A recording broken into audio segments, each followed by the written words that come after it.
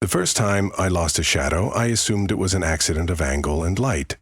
A long-limbed runner streaked past me along the tide line while I knelt in the dunes with my antique box camera, watching the sun dissolve against the horizon like a copper coin in a glass of water.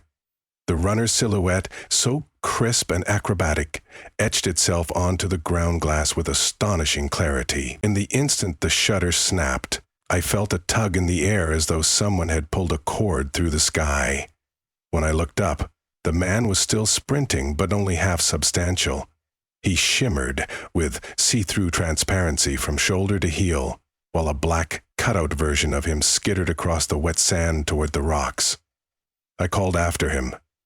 He never heard me over the surf, and by the time he disappeared around a bend, his silhouette was long gone, and so was mine. My own shadow lay a few feet away, quivering like a spooked animal.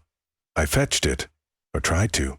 The dark shape trembled, refused my outstretched arms, and finally flitted into the tall grasses, leaving me translucent from neck to toe. A terrified giggle escaped my chest, absurd, childish. And then the runner's distant scream carried back across the beach. When I found him later that night, he was weeping against a dune, transparent as smoked glass except for the small patch of darkness clinging to his face, under one eye like a teardrop tattoo. He kept mumbling, "I can't feel solid," over and over, the sentence falling apart in his mouth. The following morning, a swarm of stories broke across the coastal villages. A dock worker woke up without a shadow, a pair of newlyweds posed for a dawn portrait and watched their silhouettes peel off the wall and stroll away hand in hand. Children tried to pin their own darkness back with safety pins, and the town priest attempted an exorcism on the church steps, but the shadow he prayed over merely yawned, stretched, and slithered up the bell tower. Throughout it all, people pointed at me.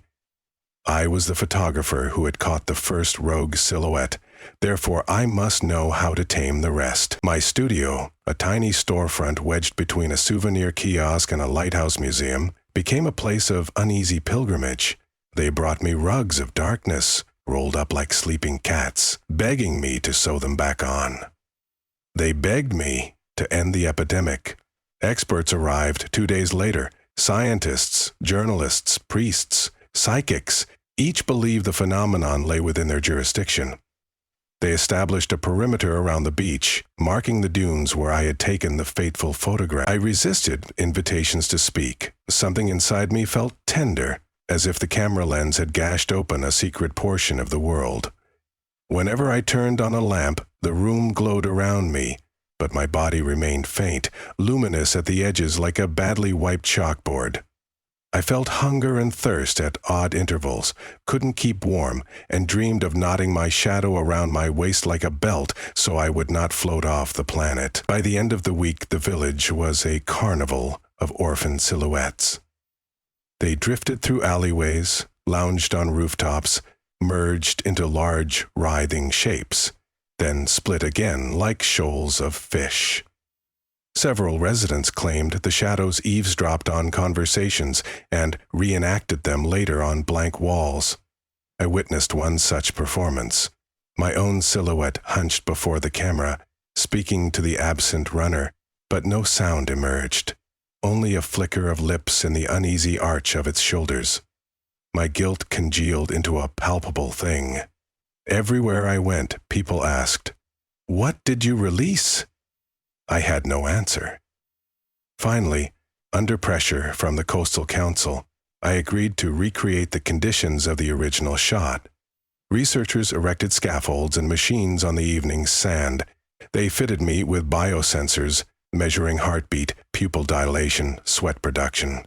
A volunteer, an elderly woman, who declared she had already lived a long life and didn't mind risking transparency, awoke the place where the runner had stood. The sun slumped toward the water. I focused the lens. Radio chatter zipped in my ear as technicians counted down. At the precise instant the solar disk kissed the sea, they ordered me to fire. I hesitated, remembering the tug, the shudder of the sky. The old woman smiled, encouraging. I pressed the shutter. Nothing dramatic happened. No gust of wind, no ringing in the ears, but I saw her silhouette slide off the sand as neatly as a sticker peeled from glass. It stood upright, smoothing invisible wrinkles from its skirt, bowed to me in ironic thanks, and slipped into the crowd of roaming darkness. The old woman regarded her hands in amazement. "I feel lighter," she said.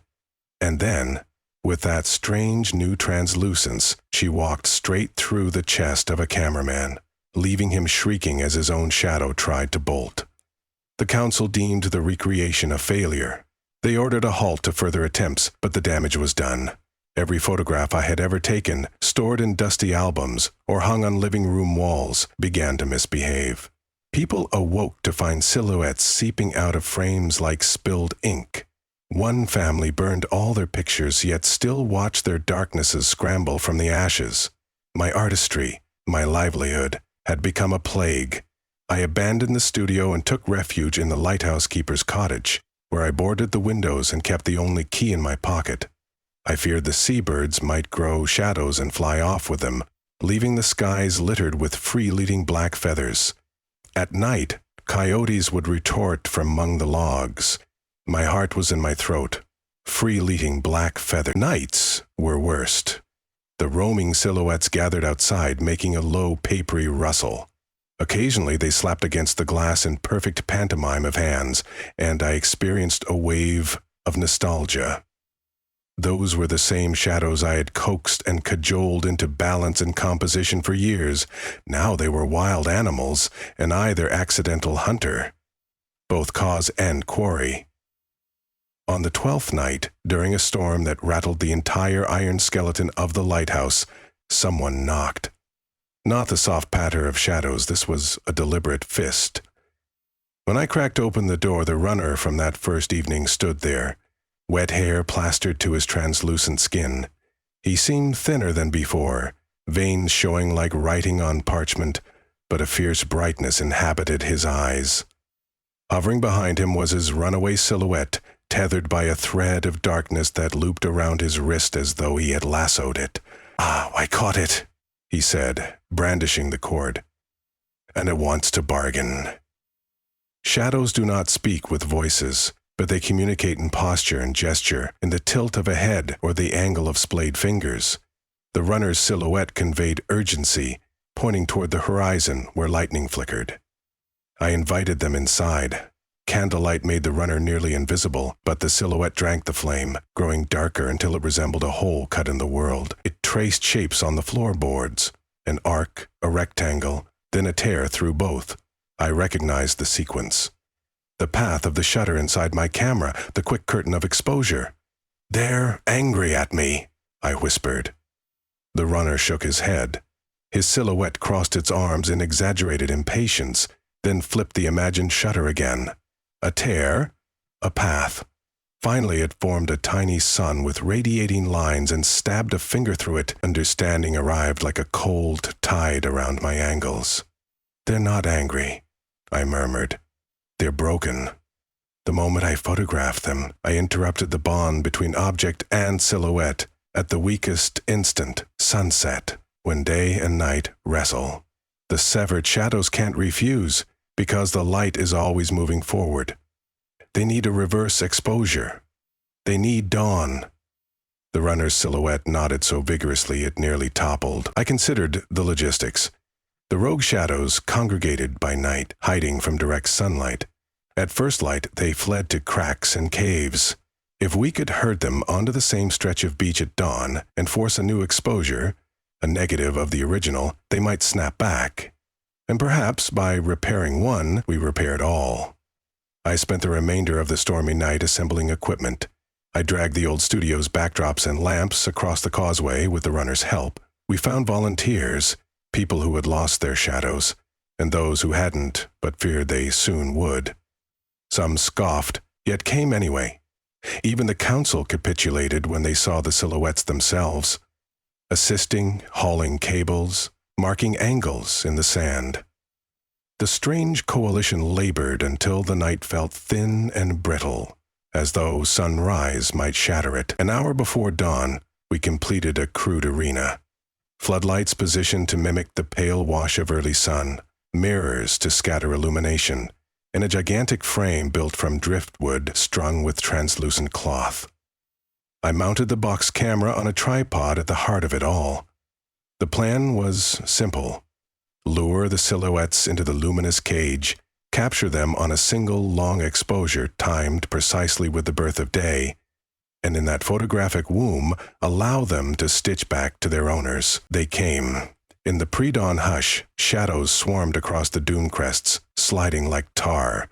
Some perched on fences, waiting, studying us with empty facial outlines. When the first coral hint of sunrise bled upward, the runner's silhouette strutted into the cage, beckoning the rest. One by one they followed. People stood ready in assigned spots, transparent bodies trembling. I counted silently. The horizon paled to thin, blue-gray glass. My finger hovered over the shutter. Then calamity.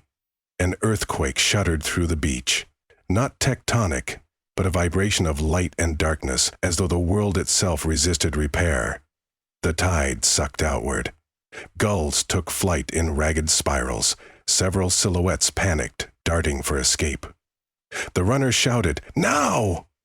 I pressed the shutter and held it open exactly as the sun cracked free of ocean, a blinding white axis. Inside the camera, the aperture yawned, exposing the plate longer than any sane photograph should endure. I felt heat bloom against my face, a pulse of raw photon energy, and smelled ozone and salt.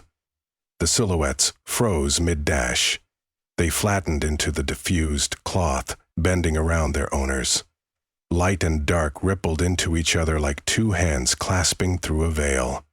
The air hummed. I sensed a second horizon forming behind my eyelids, a negative world printed in reverse, where brightness lay within and blackness encircled it.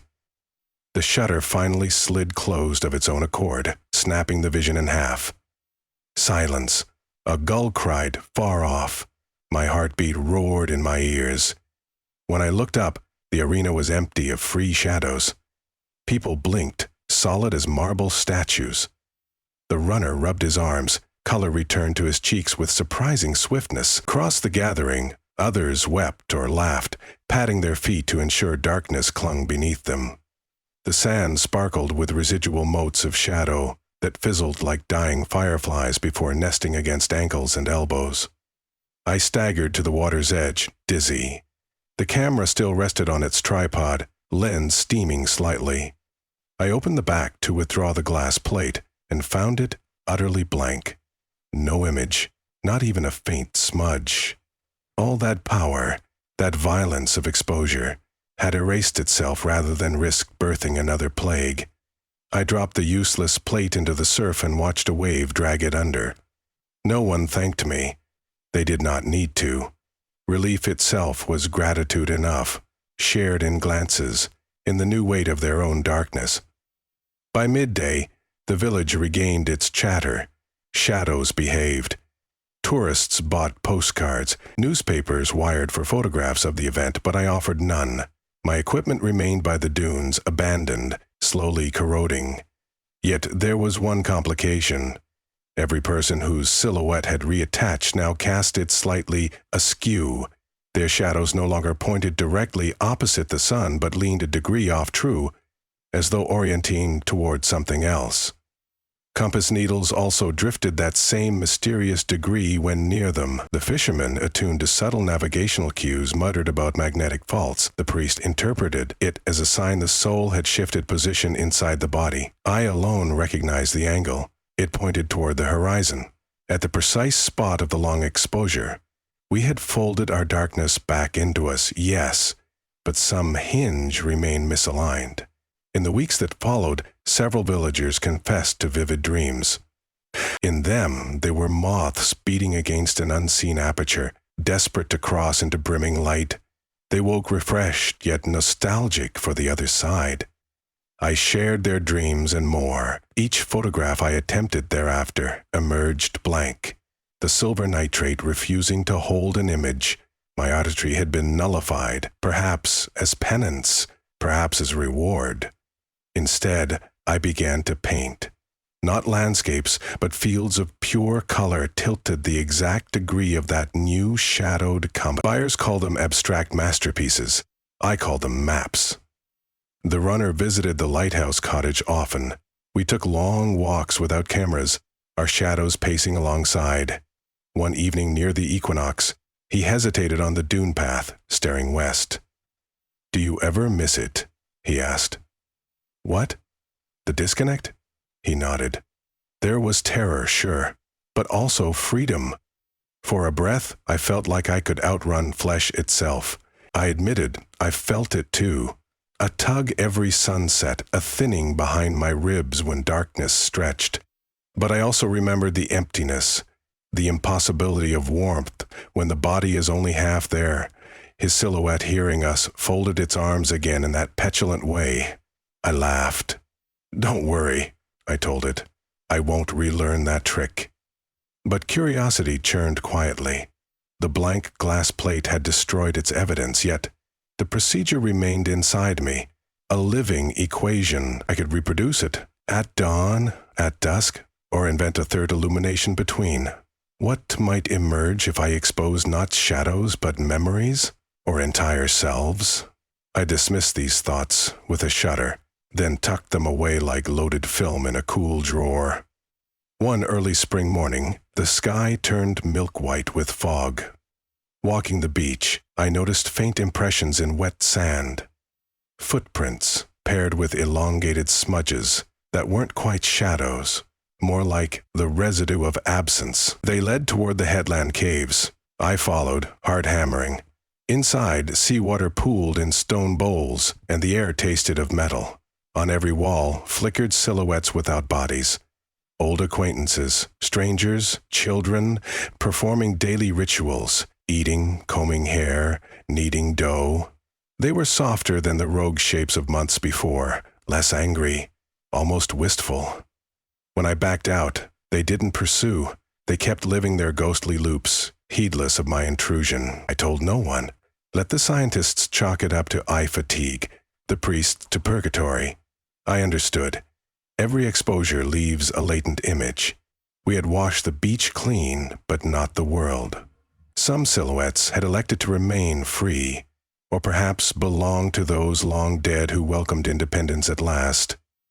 They were not malevolent, merely unanchored. The living would adjust to the occasional flicker at the edge of sight, just as sailors adjust to a skewed compass. Months slipped into years. The village prospered on its legend. Tourists arrived at sunset, hoping their own silhouettes might dance away for an hour or two before rejoining. They snapped phone photos, but despite the thousands of digital shutters, no new severances occurred. I knew why. Smartphones lacked the violence of my box camera, the brutality of silver nitrate devouring light. History sometimes requires old tools to carve new wounds. On the 10th anniversary, the council organized a commemorative festival. Lanterns shaped like shadows bobbed in the harbor. Children painted their silhouettes on canvas and pretended they could peel them off. The runner, now a father, asked me to speak, but I declined. My role had ended the moment the grass first rustled with escaping darkness. Instead, I climbed the lighthouse with a mug of tea and watched the sun collapse into evening. When the last sliver vanished, I lifted my hand. My shadow rose obediently behind me, that fractional tilt intact. Together, we saluted the horizon. In the dim interior of the lantern room, I'd placed a single, unexposed glass plate on the floor. Moonlight angled in through the pane and fell across it. I wondered if, by dawn, something might impress itself upon the emotion, a footprint, a sigh, a roadmap for where the skewed compass points. I decided I would not look until morning. Some revelations are safer in the dark, settling gently like ash over tides that remember how to erase even the deepest imprint.